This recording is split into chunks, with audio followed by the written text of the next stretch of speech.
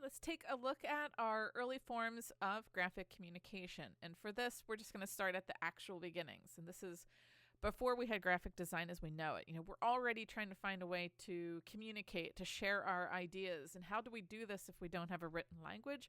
Well, we're going to do this by visuals. And from this, we're going to get our roots. This is our cave paintings to our first alphabets. And how are you going to be able to communicate if you don't have the written language? Well, in this case, we're going to be using symbols. And, this is still going to influence modern design today because communication is key. And our first way of telling stories and communicating is going to be our cave paintings. So these are the earliest examples of our expression, and this is dating back over 17,000 years. And we're going to see them, discussed in our textbooks in places like Lecaux, France, Altamira, Spain. These paintings, forms of communication, were created using natural materials such as charcoals, ochres, animal fats. And, we're still using the same principles today in art and design. It's a pigment plus a binder. And while these aren't, of course, seen as like graphic design in our modern sense, they are reflecting the same core principles that we use today in our visual communication. That's the clarity, the purpose, and the storytelling. Our most famous example of communication of the cave paintings is going to be found, like we just said, in Lecaux and Altamira. And these are giving us a glimpse of what's happening in the world in their days, in the minds of the prehistoric people. Is this ritual? What story is it telling? Maybe, we are hunters and gatherers, of course, so maybe we want the people coming through next to know where the nice field to pick berries are, or this is where the watering spot is. Again, this is us, putting our thoughts onto it because we don't have, their written words saying this is why we did XYZ, but it's sort of a wayfinding system that would be a logical step in communication. So why are we painting on these walls? Scholars are suggesting this was for several reasons. Again, documentation, the I was here concept. This is where you go for XYZ. It could have been for ritualistic purposes, and again, it could be for territory marking. For the documentation, we're going to see often, animals, humans, abstract symbols, and this could be records of hunting expeditions, events, environmental observations. Like I said, go here to find water, XYZ, or it's some sort of wayfinding system so that you know where to go next. For the rituals, this could be part of a spiritual or a ceremony, role. How do you connect to your beliefs and deities back in these days? If you were, say, preparing for a hunt, how do you pay homage to the animal spirit? So there's some theories out there suggesting that perhaps, it's like you draw before the hunt so that you can sort of envision what's going to happen on the hunt and then go forth post ritual and actually execute said hunt. Territory markings, again, this could define community territories or also warn others of danger. Like I said, maybe they're passing through and maybe they couldn't find those watering spots and they'll be like, don't go here, there's no water, keep going. It's how are you going to communicate these things if you have no other way to do so? This is a really interesting study that's going on, and there's a TED Talk for it too, and it is in our class notes for the week. And what is interesting about this is how, these symbols are being spread, everywhere. These aren't, just isolated incidents. These are the symbols that we're seeing everywhere. And what is interesting with this use of, the geometric signs is that we are seeing a sort of, echoing of this in today's world with our emojis. So how do you, like today represent, stop or good job? This concept isn't new to us. This is when it started. And again, this is just that innate desire to communicate visually. If you can't write it, how do you communicate it? And this is setting our stage for the use of images as a universal language. And again, we're seeing this continue today with our emoji friends. And even though, of course, these people aren't thinking of themselves today as artists or even designers, they're still working with the key ideas that we use today whenever we're working: the composition, the form, the storytelling. And then from here, we get these symbols evolve into our next mode of language, and this is the Sumerian cuneiform. This is our first writing system. And we're just going to fast forward a little bit. This is around 3500 to 3000 BCE in Mesopotamia.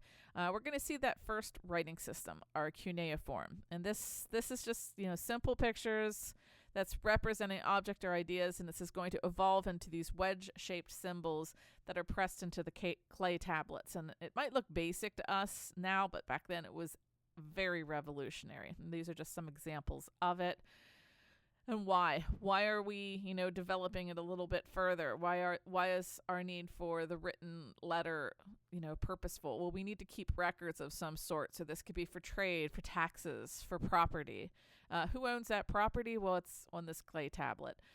Legal documents. If you're getting, less of a hunter-gatherer society and you're getting more agrarian, you're going to have more population. So you're going to have to figure out how to get order and laws established. So, writing these laws down is important, as well as agreements.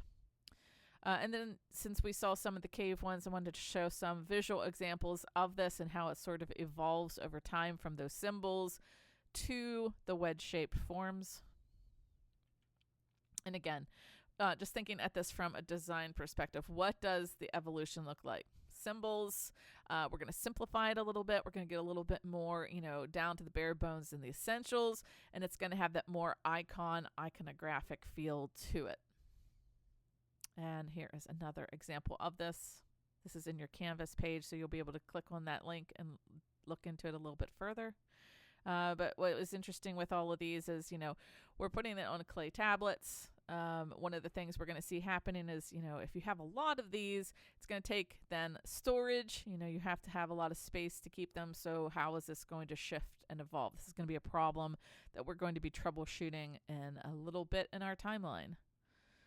Cylinder seals are really interesting because, back then, how do you create a signature of a sort? So if you are in trades and you're delivering your grain or what have you to this person, how does that person then sign off on it? How do you prove that you actually delivered it? Well, everyone has these seals that have a unique and individual stamp on it, so that if you roll it over to clay, it was this person, so that when you go back, you have that signature of some sort. So cylinder seals are a really interesting way of taking that, symbols in written language and taking it to a more unique, personal, and individualized icon or symbol.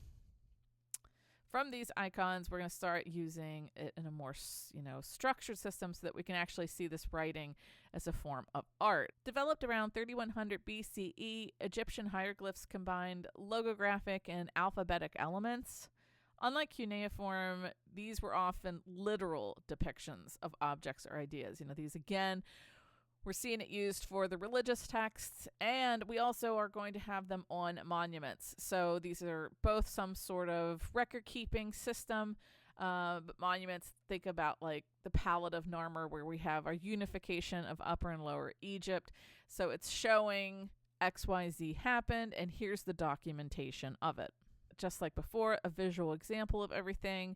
And we're seeing this sort of combination of form and function. And we are still dealing with that today.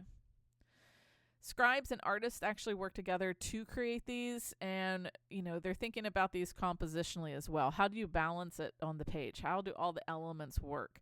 How does the negative space interact with the positive space, and how do you keep the viewer's attention? So we're dealing with the same principles and elements.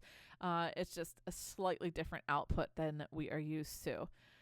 Even the tools and the pigments that they used were chosen with care because they wanted it to last and they wanted the message to be clear. If you've ever seen the Rosetta Stone, you're going to know just how influential these inscriptions were. And this artifact, it features the same text written in Greek, Demotic script, and hieroglyphics. And this is one of those main keys that helped us to decode the ancient writing system.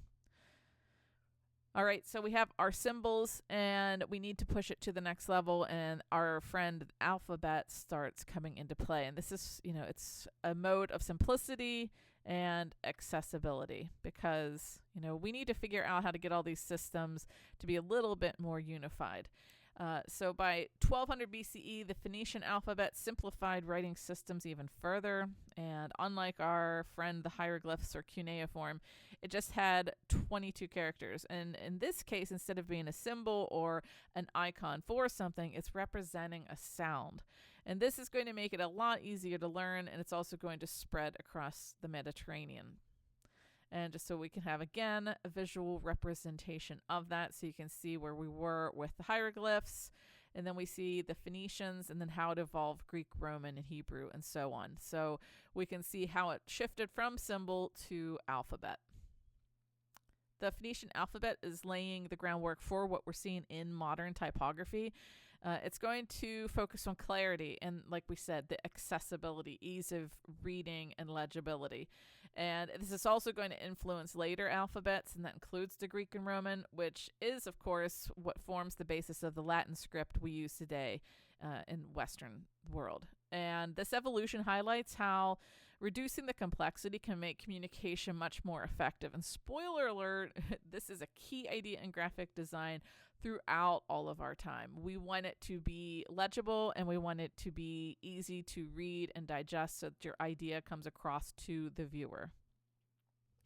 So at the same time, like we were saying, we knew we had a problem because those clay tablets, they were heavy. And then what happens with the storage? Well, in Egypt, of course, we have papyrus, but, all of these systems are evolving at the same time throughout the world.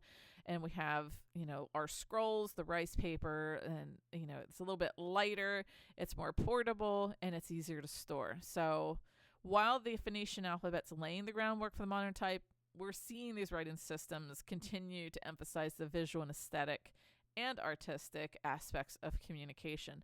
And one of these most important systems, of course, is Chinese calligraphy, and has long been regarded as one of the highest forms of art in Chinese culture. The brushstrokes that are used to create each character are carefully crafted, and, we're paying attention. There are elements, there are principles: line, balance, composition, positive, negative space. And we're not just merely using words, they're creating visual compositions that are meant to be both legible and beautiful. And unlike the alphabets that we were just chatting about, these characters are logograms, and each are representing a word or a concept. Calligraphy is going to emphasize the craftsmanship and aesthetics of the piece. So with the craftsmanship, precision and control of your brush. And for the aesthetics, we're dealing with balance. We're dealing with rhythm. How do we make these visually harmonious? And like we were talking about in the previous chapter, in turn, unified.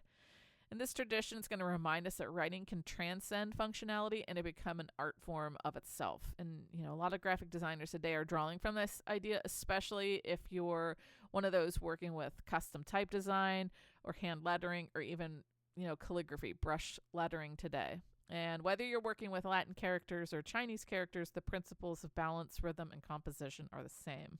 Another form of a writing system that is important to look at is the Mayan glyphs, and this is another pictorial writing system, but it was, one of the most sophisticated writing systems of the pre-Columbian Americans. And Mayan writing, which dates back to around 300 BCE, it's a complex system of glyphs that represent both syllables and whole words, and these are highly stylized, and they resemble the objects or ideas that they represent. And this makes the Mayan writing a little bit more pictorial than alphabetic. These are used, we're seeing a trend here, historical events, religious texts, political declarations, or like what we saw with the monumental style. These are carved into stone or they're painted on ceramics or codices. And like hieroglyphs, the Mayan glyphs were not just functional, but they're also decorative, and they have a really strong emphasis on aesthetics. And from a design perspective, it's really interesting to see how these visual symbols can be used in order to communicate complex ideas. The stylized forms of these glyphs with their intricate compositions are going to make the Mayan texts as much of a work of art as they are as a records of information. So this blending of form and function is going to be a key principle that we see throughout graphic design, and it's one that modern designers are continuing to explore in their work.